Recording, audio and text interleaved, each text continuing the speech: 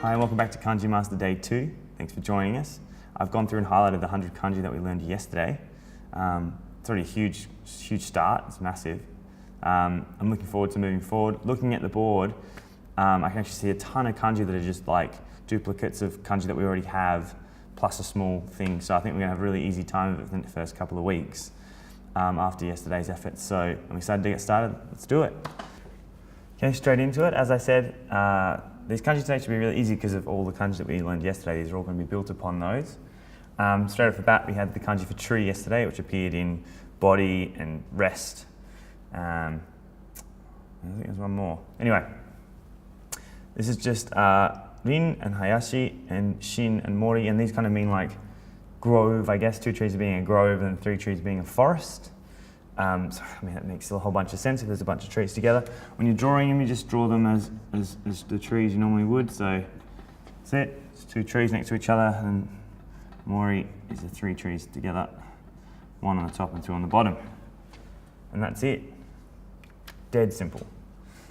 Okay, another familiar character here. This one's built on the kanji we learned yesterday, king. Just a little line on the top. This one means main or like lord, I guess. Shu, su, shu are the onyomi readings, and meshi and omo, like omoni mainly, are the kunyomi readings. To draw it, it's literally just the same as king, but you put a little dot on the top. That's it. Couldn't be easier. Okay, next we have the kanji for goods or dignity or refined. It's also the counter for like meal courses. The onyomi reading is hin or bin, or hin or hon, sorry, and the kunyomi reading is shina. Essentially, when you're drawing it, it's just 3 mouths, one after the other. 1, 2, 3. You could think that, you know, good quality goods, hingai or shinagai,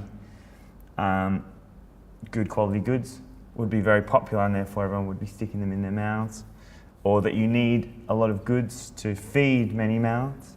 It's another one you could use. I find it's quite easy to remember, and you'll see this one comes up quite a lot too, in terms of goods, things like that. Hini being like dignified or dignity or something like that. Very good. Let's move on. Feeling confident after seeing all these kanji? They're just basically the same as what we already know. Here's another one. It's just literally kanji for eye with what I'm going to refer to now as like beads of sweat. You got sweat in the eye. This one means oneself. Also comes up in a lot of things like onozuto, things like that, which is like naturally as a matter of course. So it's literally just bead of sweat in the eye. Maybe it's when all eyes are looking at me or looking at oneself, looking at yourself. You sweat because you're nervous. You don't want everyone looking at you. Stop looking at me. It's making you nervous, so you sweat. Drop of sweat in the eye. Myself. Everyone's looking at me, I'm sweaty. That's going in my eyes. Just as a special note, these 2 kanji, if you put them together, both of which we've learned today, is jishu, which means independence. And also take special note that when you're doing ji, the line is going down to the left, and when you're doing shu, it's down and to the right. Cool. Just a little special note, just keep that in the back of your minds when you're drawing it. Similar to yesterday's final kanji, which was stop. This one here just has an extra line on the top, and it means like correct or justice or fair.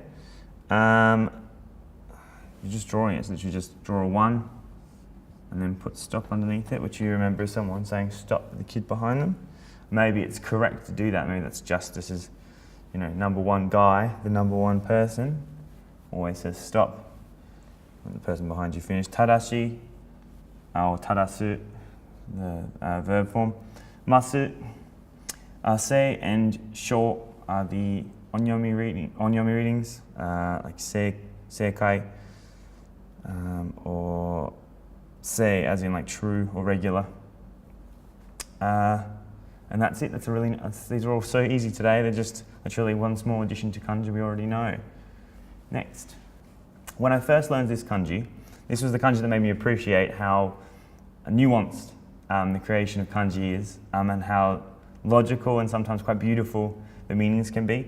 So when you put sun and moon together, they're very bright. That's what that means. It means bright or light. Mei, sho, min. Sorry. Mei, myo, or min are the onyomi, and the kunyomi is akari, akarui, aku, akiraka. Akira, the aki and akiraka. Probably most of you have seen this in things like, akarui or, yeah, I guess that would be the most common one. Myo, as in like wisdom, like a mantra. And that's it. To draw it, it's just as simple as drawing the sun and then the moon. You may have also seen this kanji in tomorrow, which is quite nice. If you put the word bright, put the word kanji of bright and day tomorrow, like a bright day or a bright future. It's quite a nice thing to see.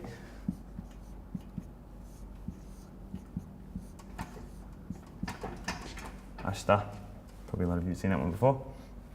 Tomorrow is going to be a bright, sunny day. Next. It feels good to not be doing another 100 kanji today. These are the last two for today. I've put them together because they've got a link. Looking at this shape at the top here, there's 1, 2, 3, 4. I'm going to be referring to this thanks to looking through Wanikani and its explanation of radicals. They've called this helmet. Looks very similar to this one, which I'm going to be referring to as lid. But it has these two things on the side, so it's a little bit more protection. You put your helmet on things you want to protect. So put your helmet on. So this one here is child, obviously, this one here is woman. The one on the top here means character, such as kanji. This is the G for kanji. Azu, azuna are the kunyomi readings. This one here means cheap.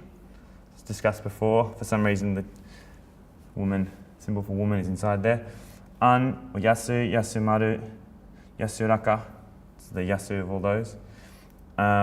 Really simple. You just draw it exactly the same way as you would if you were drawing the other ones.